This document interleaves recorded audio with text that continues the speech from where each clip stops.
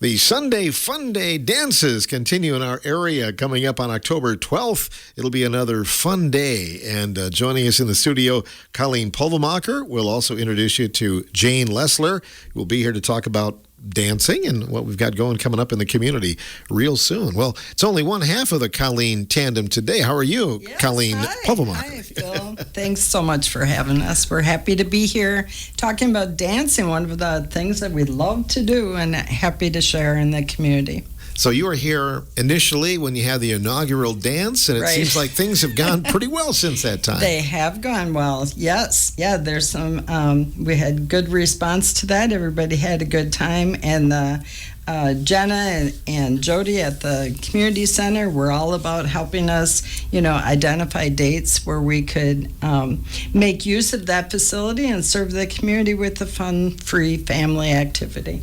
Have you been surprised at the turnout? Because I understand people have been coming out of the weeds to show up. I think,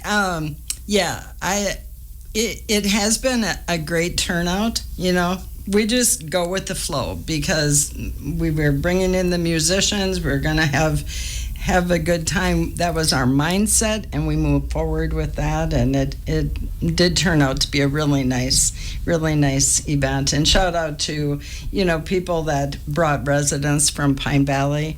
That was really nice to truly include everybody in the community to come out and just enjoy an afternoon of being together in music and dance. And at the very last dance, Jane said, "Hey, could I call a dance?" And I said, let's find out.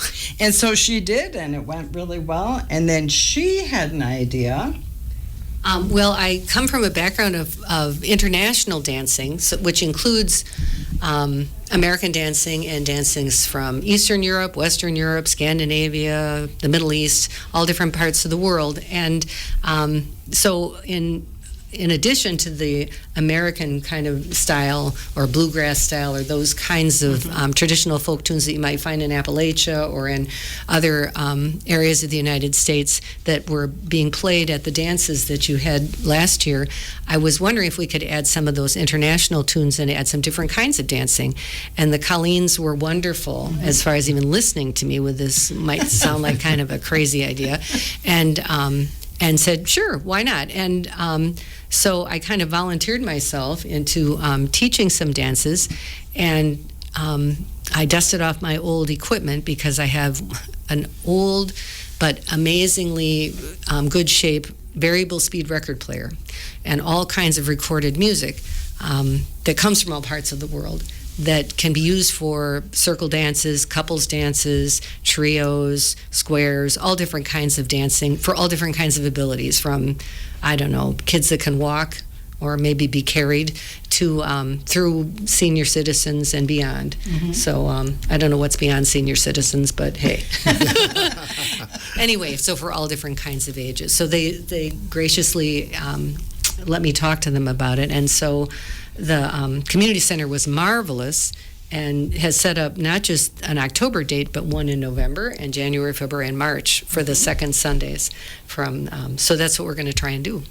Tell us about the record collection you have. Has this been kind of a lifetime hobby for you? Well, I started dancing when I was about 3, and I am not coordinated at all. But my father taught folk dancing, and he was very coordinated, and he was very patient. And so he taught children's dances to little kids, and then gradually, as I got older, he taught us dances that were more appropriate according to age. And a lot of the dancing that we did growing up was with families, which meant that you could have been a family of all adults, or a family with kids and adults, or a family that only one person happened to come. So family was a very, stretched definition, but seeing the different ages and different kinds of people together was always a really important thing to him. And he started out just doing square dances, but then when he found out about international dances, he realized that he could include more people. So the more people he could include, he thought the better. And so we kept collecting things. And at the time we were living in Milwaukee County, and if you know the Milwaukee area, at least in those days, it had lots of different ethnic neighborhoods. So we would go to the International Institute or to the Jewish Community Center or to Serbian bars on a Friday night where they were doing different kinds of dances. And he learned the dances in person, and then he also gradually bought more and more records. So I have some of his records that are some of them are 78s, and I also have lots of 33s and some 45s that were from all different eras. And some of them are just novelty dances like the hokey pokey, but also always a crowd pleaser. And then some of them are Appalachian tunes. He went as far as Kentucky to get some of his dances. So I was so blessed to have that background.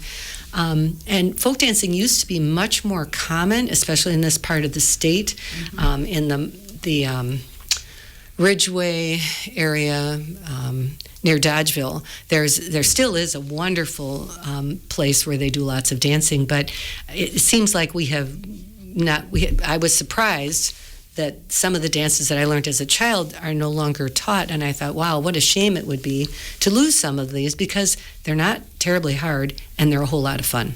So just being able to share those with the community, just having an opportunity, it would be a thrill for me. Sure. It'll be a lot of fun. Can you give us some of the titles of the dances that you'll be calling on Sunday, perhaps? Well, I wonder if anyone will know them, but I can certainly do one. A beautiful dance is called the Miserlou. It's a Greek dance. There's also a dance you can do to 12th Street Rag that some people might be familiar with. It was an old thing. Dixieland song. Yeah, yeah. There's, let's see, I'm trying to think. There are things to the Hills of Habersham. I don't know if you're familiar with that one. Mason's Apron. I'm going to learn a lot of Colo. history. Yeah. A lot of cultural history. Some of the colos are amazing. They're circle dances that are done at weddings in, I believe it's Serbia and Croatia, and they're all joy. They're just total joy, and they're so simple. So it's really kind of fun to do that. Anyway, I don't know if that helps at all. If you don't know the names of them, it doesn't mean anything to you, but they are from all parts of the world. Yeah, growing up around here, too, I was familiar, obviously the polka, but, Yes. the Flying Dutchman and, their reels and the schottisches and those kind of things. They were very popular depending on where you grew up. Well, I do have some reels, and there are some schottish steps within some of those dances. So absolutely, there would be those kinds of rhythms that would be very familiar to people that grew up polkaing and stuff. And there are some beautiful waltzes that you can do that are more traditional. So would I need to bring a partner? You do not. In fact, it's great if you bring a partner, but I would never expect you to be glued to one person anyway. So the idea is to mix around a little bit. Sure.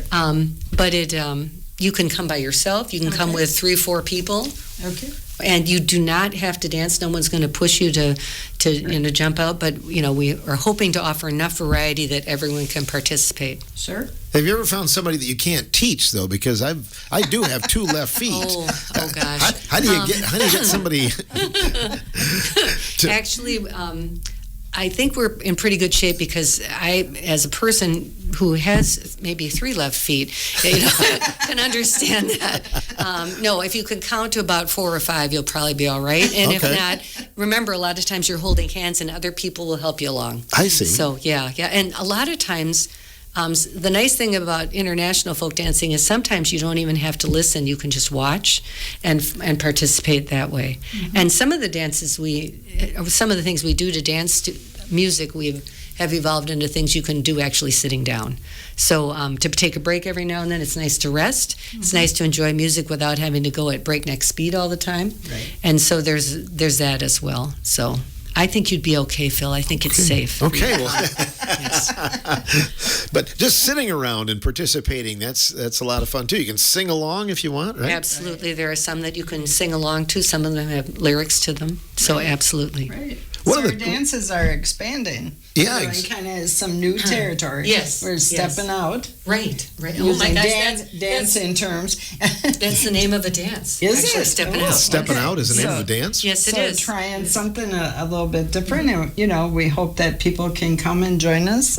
Absolutely. October 12th from 1 until 3. 1 until at 3. the community center. Does it cost me anything? Not just a smile. A smile. Okay, You must I can provide afford a that. smile as you enter the. What about food and refreshments? Do you have anything this year for that? We're not sure what we're going to do with that. I think if you really need a refreshment, you probably should bring some. We're thinking about at least maybe having water, but it's only 2 hours, so we're not going to, you know, we'll see if we have a great demand for refreshments. We might revisit that. But Yeah, and depending on how this dance goes, you know, we'll inform how future dances go and if we, you know, expand the time or add in, you know, a concession stand.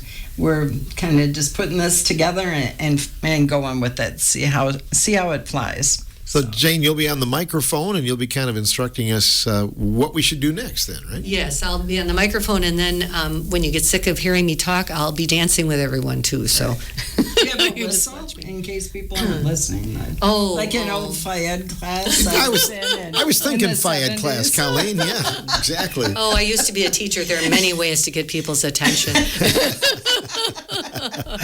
Yes, yeah. But that is where I learned to square dance, as we did it in Fayed all those years ago. We did too when I was a kid. Yeah, we did. And we did some of these very same folk dances when I was a kid. But not all people have had that experience. Right. If you didn't go to a certain kind of school or certain parts of the country, or if you're, imagine being younger, you know, you might not have had that experience. Yeah. Right. So come with the open mind. Yes. Learn some new music, some new cultural things, Right. you know, that Right. will be new information for some people. There are. So we all need a bright spot in our lives, I think. It's We do. Great. Because when you're dancing, I was thinking of this on my way over here, whether I'm in Barb Wentz's dance class at Simon's or, you know, dancing at the community center. When you're dancing, you're counting, or at least I am, right, left, counting, you know, how many do we do going this way and that way, and everything else in my life, in my head, all the noise in the world just goes away briefly. Right. You know, you're just focused on the motion. Physically and mentally. It's And the good. joy. Yes. Yeah. Most definitely. And I think, Jane, it's important that some of these dances survive, because Exactly. they could be lost forever, Right. you know, if you don't introduce them to another generation then. Yeah, right? they're no good if no one's doing them. You know, they're just sitting on a shelf. It's lovely music, but if you find out what you can do to the music, it's even better. In fact, some of them, didn't I hear on the radio that you have a John Denver fan in your I life? do, my wife. Yes. Well, one of the Greek dances can be done to Garden Song. Oh, So we should sure. probably see if I can find an old. I'm sure there's an old copy of Garden Song by John Denver lying around. We can probably find you Yeah. one. There you go. There you go. And long ago, in a basement, the basement gym at Viterbo College, back in the many years ago, I was doing a schottisch, and one of the guys in that quadrant of people became my husband. Oh So- my! Oh. Dangerous. You never know what can happen. You met at a dance. Sounds We like a did. song. That's great. That's great. 42 years later. Wow. Success story. Well, the Fun Day Dance coming up on Sunday, October 12th. We hope a lot of people will just be a part of that. Fun is the key, right? It is. No pressure. Absolutely. No. Right. No pressure. And the hokey pokey, right? You might do The it. hokey pokey. That I have to put that on now that Right. I've announced it. I mean, Right. that's the way it is now. Yeah. Yeah. I was addicted to that once, but I turned myself around. So thank you. Thank you very much. Thanks for coming in, you guys. Thank you very much. Thank you very Nice much. to meet you, Jane. You bet. Appreciate it. Yes. Jane Lessler and Colleen Pulvermacher. We hope a lot of folks will stop by coming up Sunday. That's October 12th for the Fun Day Dance this fall.